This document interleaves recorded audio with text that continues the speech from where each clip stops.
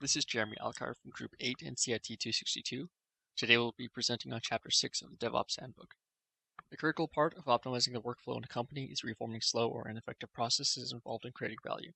When optimization is the primary goal in mind, the first couple of steps you should take to improvement are selection of an application or service that you want to analyze, and identification of all members responsible for working together to create value for the customers being served by that application or service. Standard examples of such members are product owners, development teams, quality assurance teams, operations teams, information security teams, release managers, technology executives, and value stream managers.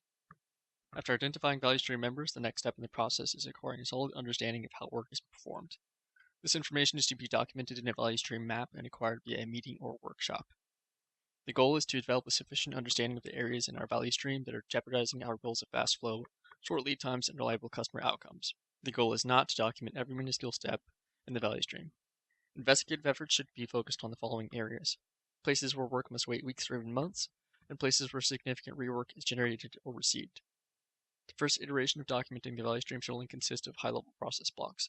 Ideally, this shouldn't be much more than 5 to 15 blocks in total, and each block should include lead times, process times, and a percentage complete and accurate statistic.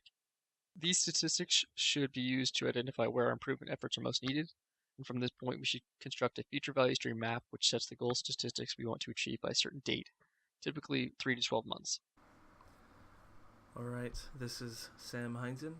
One of the things that an organization can encounter when trying to change to DevOps is a clash between the status quo, their current production needs, and bureaucratic approval. A lot of change needs to happen, and it doesn't always happen smoothly. The solution to this is to create a dedicated transformation team.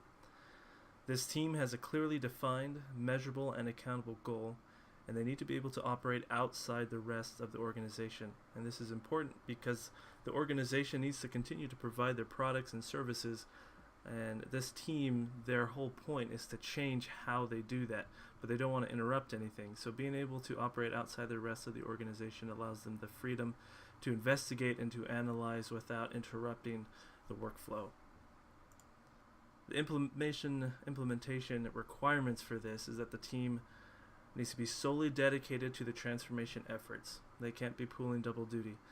The members need to have broad skills, and this allows them to analyze every situation and every production method with accounting for everything that goes on instead of having a specialization and therefore only focusing on what can improve. In that way, they need to be able to look at the whole picture.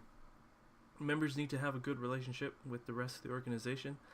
This is also somewhat important, more on a human nature aspect, I guess. People generally work better when they have a passion and motivation to help something. So being part of a team designed to help an organization improve, having a passion to see that improvement, that they care about the organization, will help. The team also needs to have a separate physical space. Now, before that, one of the requirements is that they could operate away from whatever the organization was doing, and it helps that they have a separate physical space so that they can communicate with each other easily and quickly. And this also helps with them really having a dedication to this transformation effort, so that they're not, again, pulling double duty. They're just in one spot focusing on the problem. Another thing that can help is to have an agreed shared goal. Now, whenever a change is initiated, they recommend, at least the book recommends, to set a goal, a deadline rather, 6 months to 2 years away, that requires a considerable effort but is achievable. And the goal is known by the entire organization so that everyone can see it coming and they can make sure to work towards it. To make sure that this is effective, the following are to be done. You need to decide on a regular cadence to drive the improvement forward. Work is to be done in an iterative, incremental manner, kind of like breaking down any goal into sub-goals. This allows for individual components of the broader goal, the end goal, to be achieved step by step. Each iteration ends in a review, and this is to analyze what was done, what could be improved, and what could be added. And by sticking to this schedule, and especially by doing it step by step, in 6 months to 2 years away, the end goal that again was all agreed upon will be accomplished.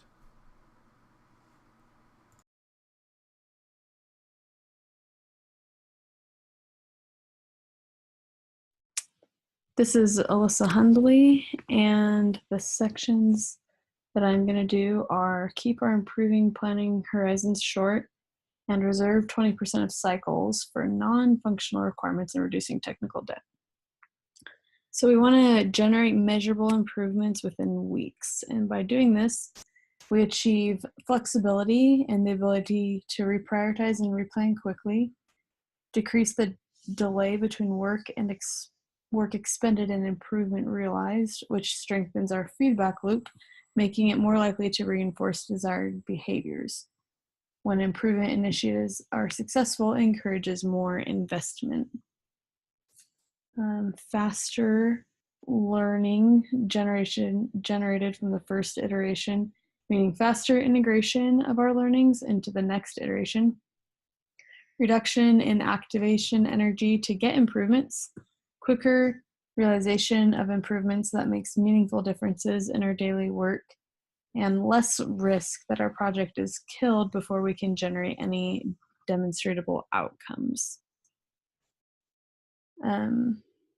By investing 20% of our work cycles on refactoring, investing in automation and other non-functional requirements such as maintainability, manageability, scalability, reliability, testability, deployability, and security, we reduce technical debt. So things that add positive value to our products are features, and non-functional requirements, things that don't add value or negative value, are defects and technical debt. So we want to reduce technical debt as much as possible. I liked this quote from the book from Marty Kagan. It says, "The deal between product owners and engineering goes like this. Product management takes 20% of the team's capacity right off the top and gives us to engineering to spend as they see fit. They might use it to rewrite, re-architect, or refactor problematic parts of the code base, whatever they believe is necessary to avoid ever having to come to the team and say, we need to stop and rewrite all our code. If you're in really bad shape today, you might need to make this 30% or even more of the resources. However, I get nervous when I find teams that think they can get away with much less than 20%. If you don't take this 20% of your time to pay technical debt, the organization will inevitably spend all of its cycles paying down technical debt, which is exactly what we want to avoid. And that is what happened at LinkedIn. LinkedIn wasn't keeping up with their technical debt, and so they had to stop their production and new features and take 2 full months just to focus on their non-functional requirements, and that was 100% of what they were doing. And they paid down nearly a decade worth of technical debt in those 2 months.